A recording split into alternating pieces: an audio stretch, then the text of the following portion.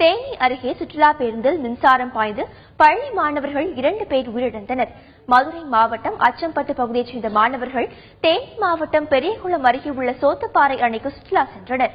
பேருந்து மெதுவாக சென்றபோது சாலையோர மாமரங்களில் இருந்த ஜன்னல் வழியாக மாங்காய்களை மாணவர்கள் பறித்துள்ளனர். அப்போது பேருந்திற்குள் மின்சாரம் பாய்ந்து முகேஷ், கார்த்திகேயன் என்ற பள்ளி மாணவர்கள் 2 பேர் உயிரிழந்தனர். மேலும் 30 பேர் மின்சாரம் தாக்கி மயக்கமடைந்தனர். தேனி மற்றும் பெரியகுளம் அரசு மருத்துவமனைகளில் சிகிச்சை பெற்று வரும் அவர்களை அமைச்சர் ஓ பன்னீர்செல்வம், பெரியகுளம் எம்எல்ஏ கதிர்காமம் ஆகியோர் நேரில் சென்று ஆறுதல் கூறினர். டூருக்கு போயிட்டு வரும்போது அந்த மாங்காய் புடுங்கும் போது அந்த தென்னை மரம் அந்த குப்பை இழுத்து விட்டாங்க பசங்க.